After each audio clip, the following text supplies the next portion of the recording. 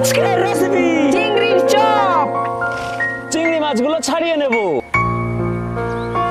কিছু পেঁয়াজ লঙ্কা ধনিয়া পাতা কেটে নেব, বেসন, মশলা, লঙ্কার গুঁড়ো, হলুদ লবণ, জিরার গুঁড়ো, ডিম,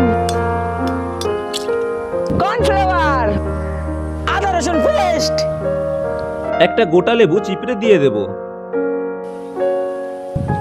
ও মিক্সিং মিক্সিং মিক্সিং, ও mixing mixing mixing.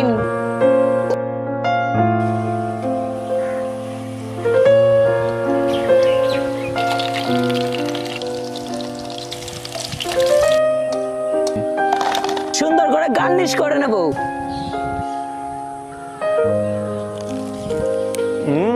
Yummy! Oh, tasty! Oh, yes!